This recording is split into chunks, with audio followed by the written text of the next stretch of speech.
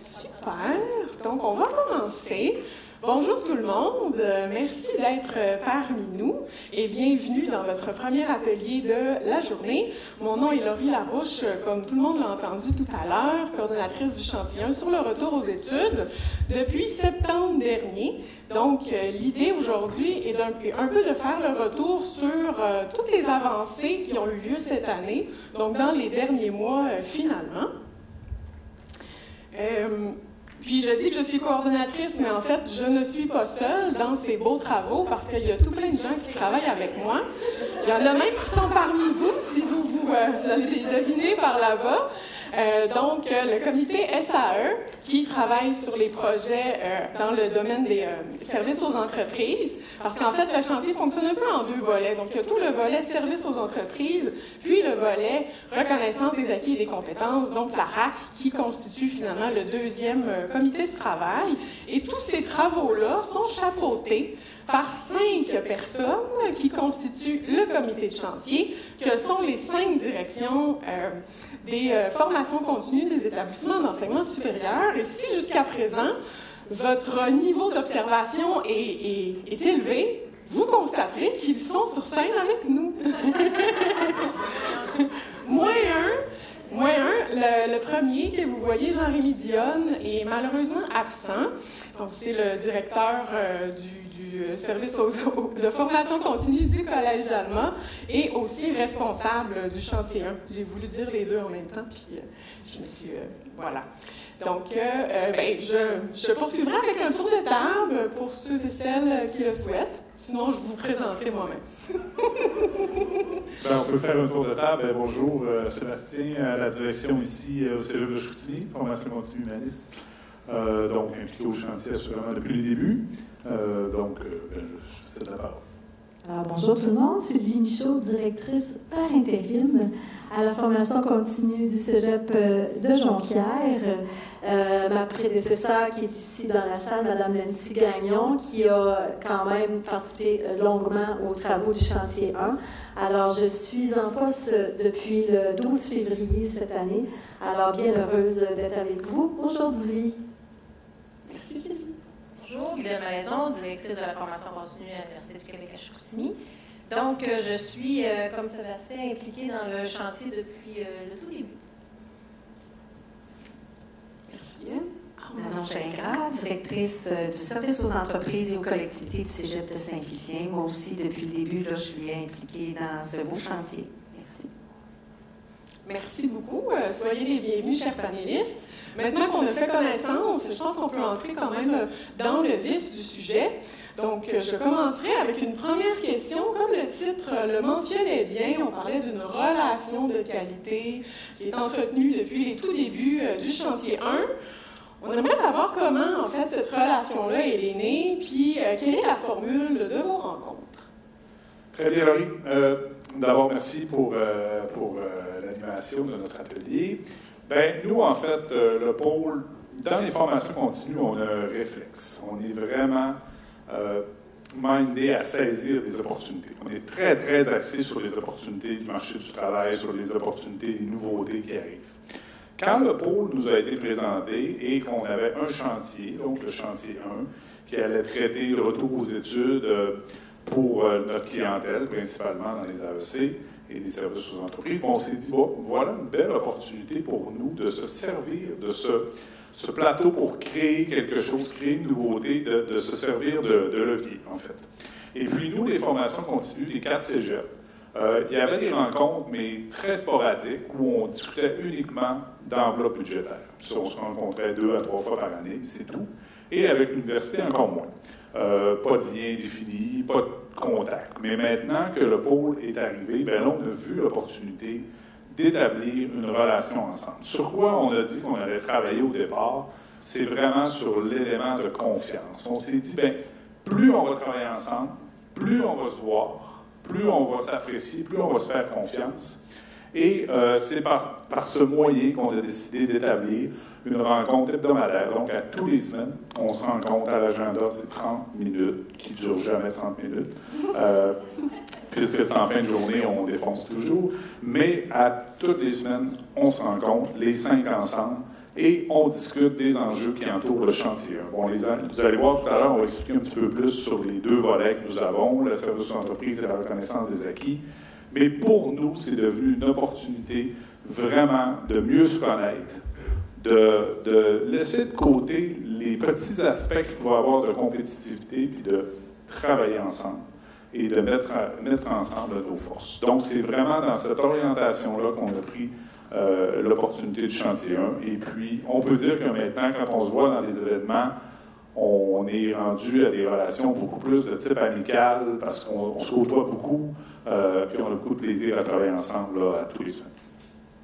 Génial, génial. Très heureuse je le ressens quand on nous rencontre, mais très heureuse de le constater aussi avec ton beau témoignage. Merci Sébastien. Pour la suite, je passerai aux deux volets, comme on l'a mentionné. Donc, on a deux principaux projets à vous présenter aujourd'hui qui se sont déroulés au courant des derniers mois et qui suivent les deux volets. Donc, on va parler du premier projet en RAC, en reconnaissance des acquis et des compétences, le portrait synthèse régional. Puis, on va passer par la suite au point 2 qui correspond au volet service aux entreprises, où est-ce qu'on va parler du montage du projet d'escouade régionale rassemblant les 5 services aux entreprises des établissements. Commençons par le premier, le portrait synthèse régional en RAC.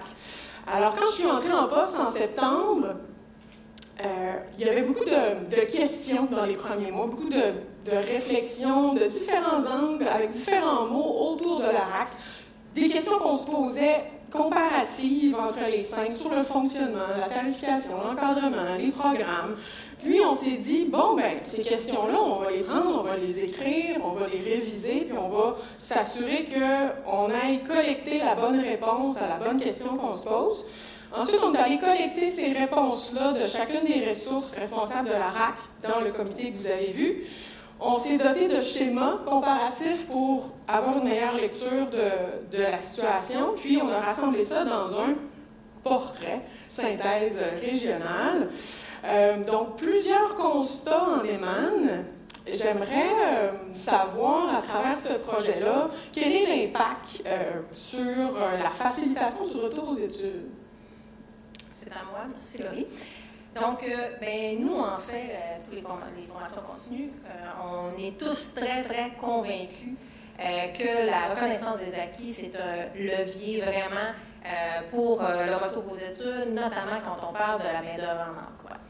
Donc, du moment qu'on s'est dit ça, comme tu as mentionné, on s'est dit, si on veut animer nos actions, si on veut aller plus loin, on se doit de savoir ce qu'on fait respectivement dans nos institutions, en enseignement supérieur, au Saguenay-Lac-Saint-Jean, en matière de RAC. Donc, le portrait était une évidence même. Donc, comme tu as dit, on a eu des questions, on a fait des ateliers, on va montrer quelques résultats tout à l'heure, mais il en a ressorti des grands constats. Un des premiers constats, c'est qu'on était déjà quand même très présent au niveau de la RAC dans chacune de nos institutions, dans plusieurs secteurs de l'éducation. Par contre, on a des fonctionnements qui sont très différents d'une institution à l'autre, entre les cégeps et bien sûr l'université aussi. Mais on a des enjeux et des réalités qui sont communes et sur lesquelles on doit de travailler ensemble, collectivement, pour éventuellement en arriver à des actions qui sont plus communes. Donc, si nous passons à la prochaine étape, merci. J'ai dit à cette étape. Voilà, j'ai l'âge, voyage. Mais c'est connu aussi. C'est connu aussi, ça passe. Ah, OK. Diapositive. Donc, vous voyez que le portrait et l'exercice qu'on a fait, ça nous a permis de constater qu'autant du côté de l'université que des cégeps, on est très présent en reconnaissance des acquis scolaires et extrascolaires dans la région, notamment en informatique, en administration commerce, au niveau des services sociaux, services à éducation à la petite enfance, santé, etc. Juste pour mentionner que chacune des puces correspond à un programme développé en RAC. Juste pour le mentionner. Exactement. Et vous avez les belles petites chartes de Laurie là en haut. Donc, ça nous a permis de constater aussi qu'il y a des secteurs où on est plus présent, il y a des secteurs où on n'est pas tous présents, puis il y en a où on a peut-être des possibilités de travailler davantage. Donc ça, c'était vraiment un exercice qui était essentiel pour éventuellement travailler ensemble sur différents projets. Au niveau des enjeux, OK, merci. Je sais plus avoir le contrôle sur les acétates. Donc, trois principaux enjeux communs qui sont ressortis. Au niveau des ressources, on a tous des équipes assez réduites au niveau des conseillers RAC ou professionnels reliés à la RAC dans nos institutions respectives. Pour beaucoup, dont l'université, c'est assez récent même qu'on a une conseillère RAC qui est assise ici, dédiée vraiment à la reconnaissance des acquis scolaires et extrascolaires, ce qui est le cas aussi pour certains de mes collègues. Donc, beaucoup de nouvelles ressources en poste. Au niveau de la collaboration interdépartementale, un enjeu commun, il y a beaucoup de préjugés à détricoter dans nos organisations au niveau de la RAC. Donc, on a beaucoup de travail de promotion et de sensibilisation à faire à l'interne au niveau de la reconnaissance des acquis. Troisième enjeu, structure. Pour certains, il y en a qui sont plus avancés au niveau des outils en place dans leur organisation, mais on a constaté qu'on devait tous quand même les actualiser, notamment en RAC extrascolaire à la couleur de 2024. Donc, beaucoup d'outils à travailler, bonifier et avoir des procédures et des politiques aussi en place au niveau de la reconnaissance des acquis. Est-ce que je repasse la parole? Veux-tu ajouter quelque chose? C'est ça. Justement, au niveau des ressources, on a des enjeux communs, mais on a des structures qui sont quand même différentes. Si on regarde le cégep de Saint-Félicien, souvent, on a commencé en RAC et les AEC prenaient plus d'importance. Donc, ma conseillère en reconnaissance des acquis gérait aussi des AEC, tandis qu'aujourd'hui, j'ai une conseillère qui fait exclusivement de la RAC. Donc, si on veut développer de la RAC, c'est assez complexe. Je crois que ça nous prend du personnel, une équipe, et aussi développer davantage la RAC. Je dirais aussi, en plus des structures, l'instrumentation de la RAC. Je pense qu'il y a beaucoup de potentiel et de besoins pour les entreprises pour qu'on puisse les aider dans la requalification. Et l'instrumentation, développer des outils, du matériel pour pouvoir justement faire la reconnaissance des acquis. Donc, je pense qu'il y a encore beaucoup de potentiel qui est inexploité là, au niveau dans nos organisations actuellement. Merci beaucoup. Donc, on constate qu'il y a autant de points en commun que de points de divergence qui renchérissent le défi là, de travailler ensemble en RAC. Maintenant qu'on a parlé des constats de ce portrait-là, j'aimerais savoir quelle serait la prochaine étape suite à la réalisation du portrait. Mais en fait, je crois qu'il faut qu'on fasse certaines actions qui seraient importantes à l'intérieur de nos établissements. Parce qu'on se rend compte qu'à même à l'intérieur, avant d'aller à l'extérieur, puis déployer nos ailes, comme on peut dire, bien, je pense qu'il faut avoir une équipe, puis aussi il faut, à l'intérieur de notre établissement, sensibiliser nos départements. C'est assez important de sensibiliser.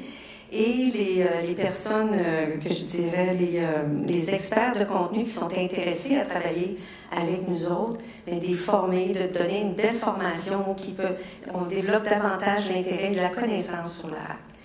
C'est important aussi, nos services, à l'intérieur de nos services aussi, de notre service aussi, nos conseillers pédagogiques à l'intérieur, de bien comprendre la reconnaissance des acquis.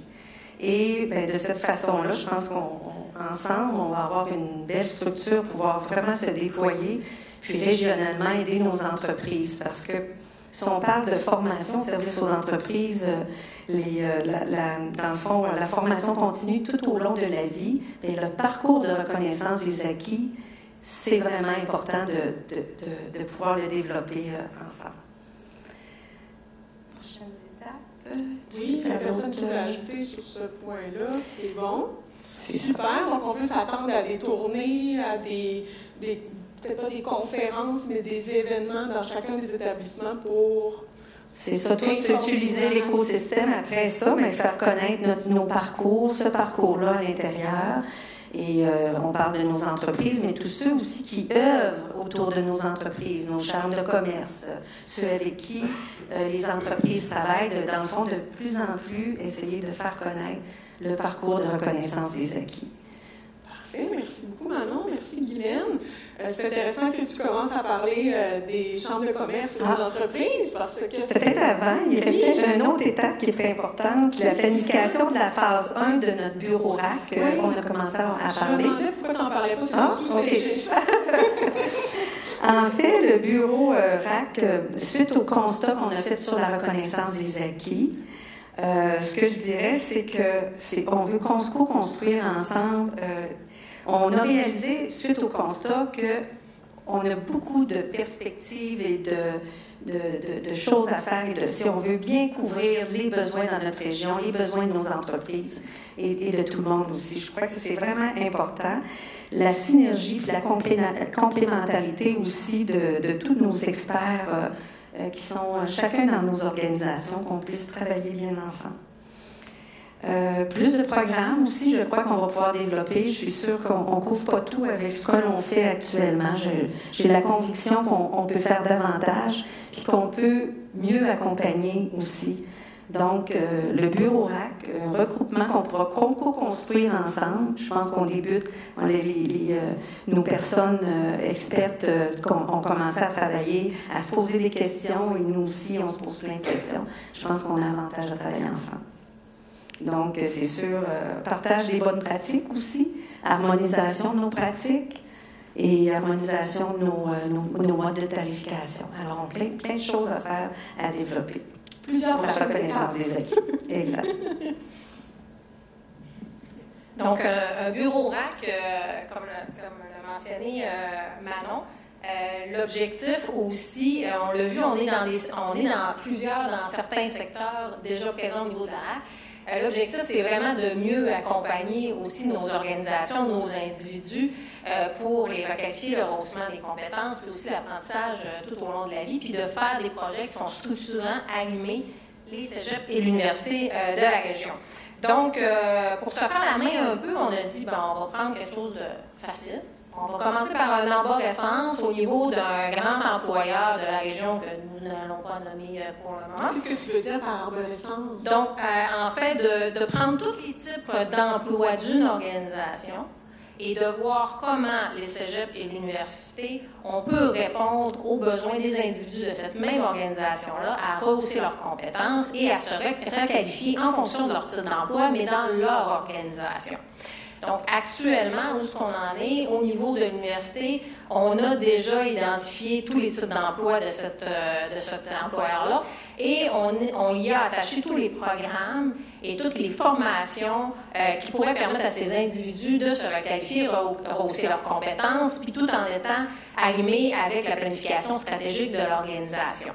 Donc, les cégeps actuellement sont en train de faire le même exercice, ce qui fait en sorte que prochainement, on devrait avoir un premier portrait général d'une RAC régionale arrimée cégep-université dans le cadre d'un grand employeur, mais évidemment, l'objectif, c'est de faire cette même activité-là, ce même exercice-là pour être plus présent, collé sur les besoins de nos organisations dans le milieu et de reconnaître toute l'expérience et les connaissances des individus qui sont déjà en emploi pour contrer la pénurie de main-d'œuvre et permettre aux organisations d'avoir des individus plus qualifiés au sein de leur organisation.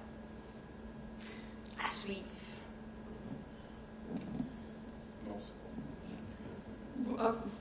On a un peu de temps.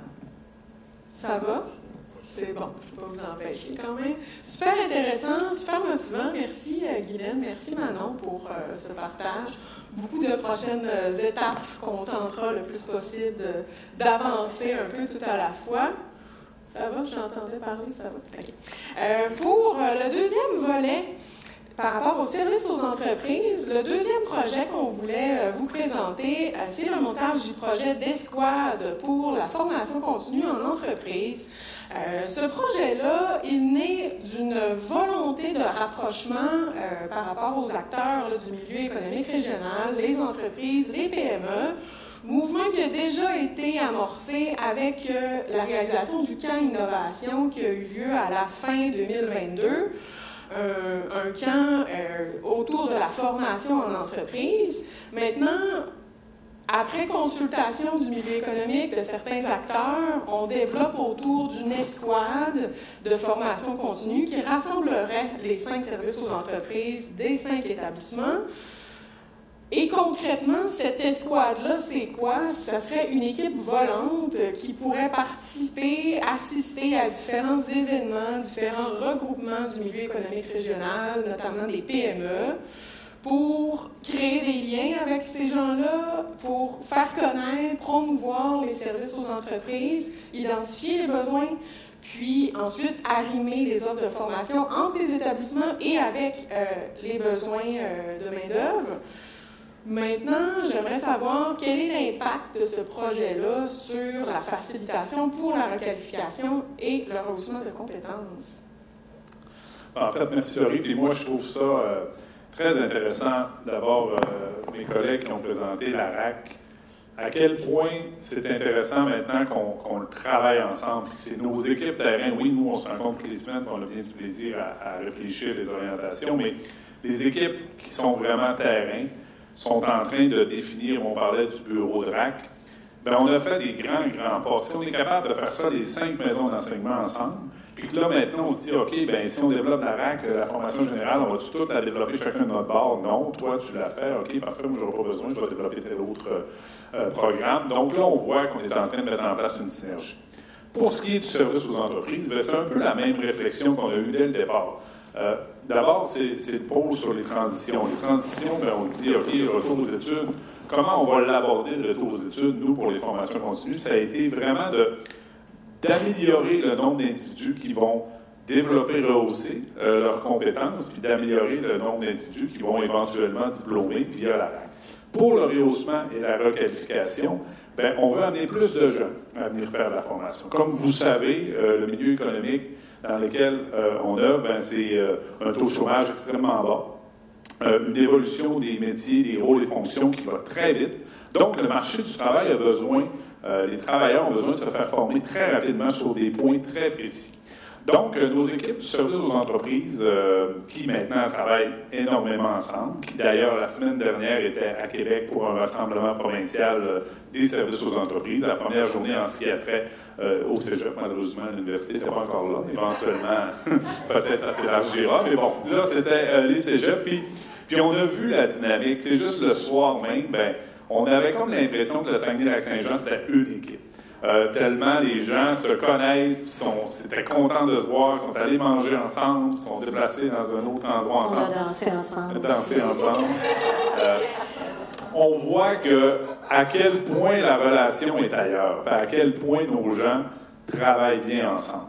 Maintenant, bien, quand on prend l'escouade, on est parti du pôle, en fait, pas du pôle, excusez-moi, on est parti du camp Innovation, le camp Innovation qui était quand même une idée de génie, à mon point de vue, qui reviendra peut-être un jour.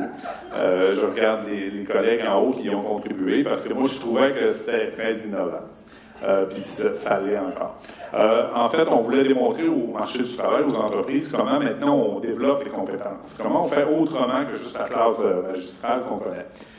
Et ça a été un grand succès, plus de 100 participants. Maintenant, bien, on a quand même vu le besoin, puis bon, assurément qu'il y avait des frais importants pour l'organisation, tout ça, puis peut-être c'est pour ça qu'on a réfléchi comment on pourrait atteindre le même objectif, mais en travaillant différemment. Et c'est pour ça qu'est venue l'idée d'escouade. Bon, l'escouade, on s'est dit, si on ne réussit pas à regrouper tout le monde vers nous, comment nous, maintenant, on va aller vers les gens? Donc, nos grands partenaires au service d'entreprise, c'est assurément les chambres de commerce. On travaille avec les chambres de commerce très, très, très régulièrement.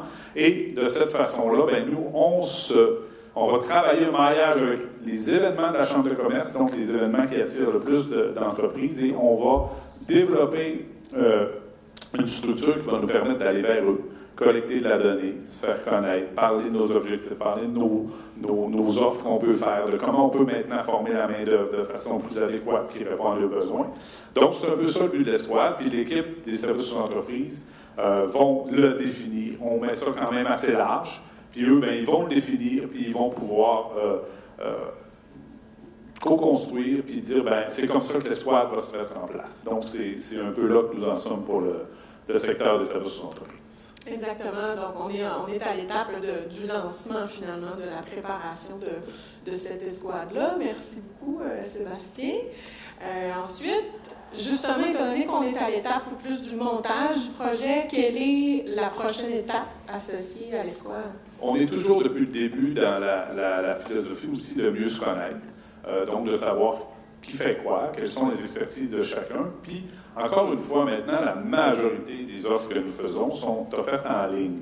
Donc, notre compétition, c'est pas nous, entre maisons d'enseignement, d'aller chercher l'entreprise à côté de chez nous ou le travailleur à côté de chez nous. On s'adresse à l'ensemble des travailleurs de partout dans la province. Alors, ce qu'on fait, c'est que là, maintenant, on est en train de cartographier un peu quelle est l'expertise de chacun. Et puis, est-ce qu'il y a des trous de service? Est-ce qu'il y a des endroits où on travaille ensemble, où on peut se partager les experts? Donc, une vision globale, régionale. C'est comme ça qu'on croit que nous, plus on va être concerté, plus on va amener de gens à se former et plus on va pouvoir permettre d'atteindre les cibles d'augmentation de gens qui vont fréquenter les études supérieures par le service aux entreprises de la formation faite au travail. Génial, très hâte d'en voir les résultats. Oui, il va y avoir une période de questions. Tu peux prendre une petite note, mais on achève. À titre de conclusion, on a bien abordé les deux volets du chantier 1 en RAC puis en service aux entreprises. À titre de conclusion, si on peut dire, est-ce que vous pensez que vous auriez réussi à mener ces travaux-là en l'absence de vos rencontres et en l'absence de relations de qualité, en fait? J'ai envie de dire, moi, pour être arrivée il n'y a pas si longtemps dans cette équipe-là,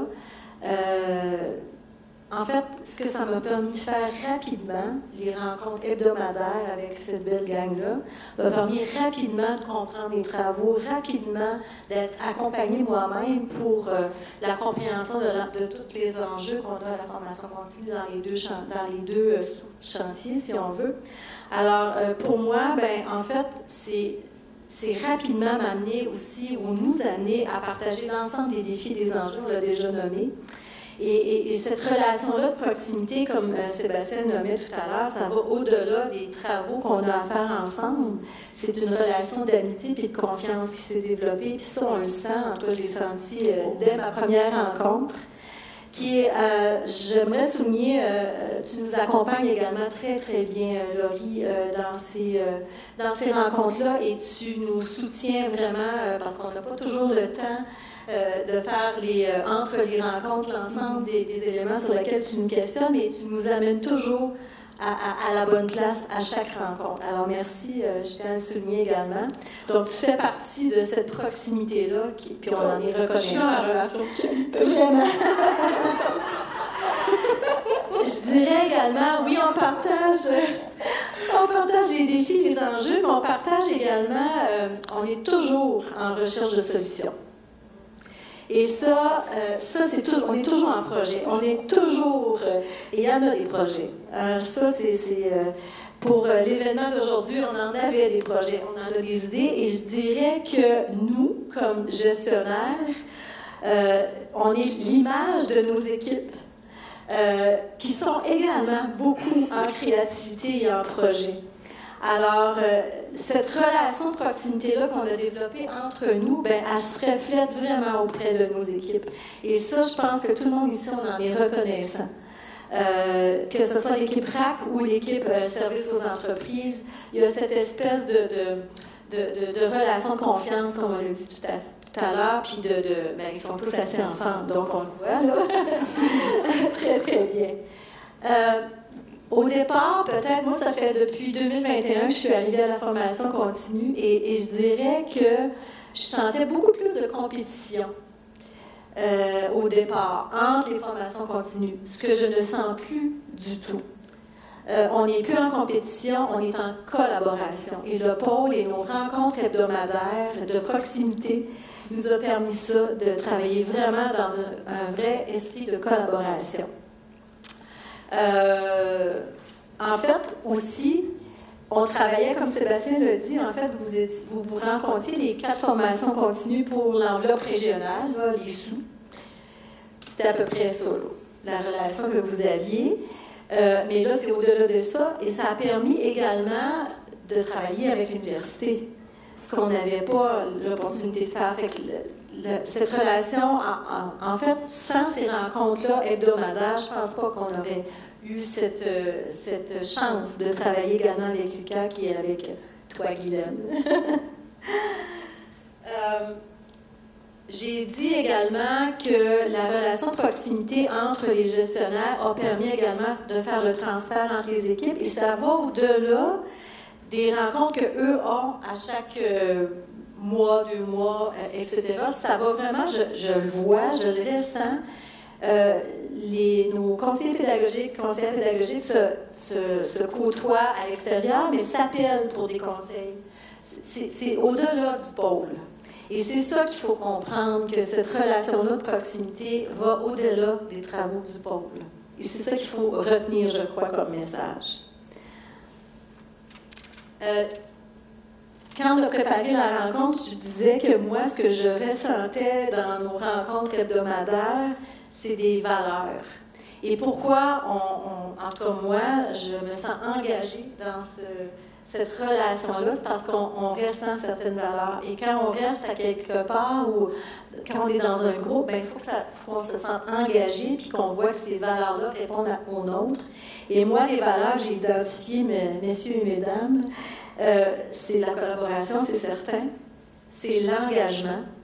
Puis l'engagement des directions, mais l'engagement également de notre personnel. La transparence également. Ça va, on le dit, ça va pas, on le dit aussi. On est bon, on le dit, on n'est pas bon, on le dit aussi. Donc, on est transparent dans ce qu'on fait. L'entraide autant entre nous qu'envers nos équipes. Et je dirais, la plus grande valeur, selon moi, c'est la complémentarité de nos forces. Donc, on ne se compétitionne pas, on est complémentaires. Et ça, pour moi, c'est vraiment un succès sur toute la ligne, à mon avis. Et Mesdames Arbour et Frigon, tout à l'heure, dans leur présentation, ont dit que, dans le fond, un des rôles du pôle, c'était d'avoir un leadership assumé en matière de région éducative. Et pour moi, ça résume les travaux de notre pôle. On assume ce leadership-là pour devenir une région éducative. Wow! Merci beaucoup, Sylvie. Beau témoignage. Je pense qu'on... Est-ce que vous m'acceptez dans votre Oui, Comment faire autrement? Guylaine, tu voulais ajouter juste une petite minute? Oui, juste une petite minute. Je rajoute, parce que pour M. le recteur a dit tantôt, nous sommes le pôle Nord. Et je participe à un autre pôle que je n'aimerais pas. Mais je disais à mes collègues, tu sais, le lien de confiance là, est super important. Puis c'est pas tant facile de créer ce lien de confiance-là parce qu'effectivement, il y a une certaine compétition. On est une petite région entre les cégeps et l'université.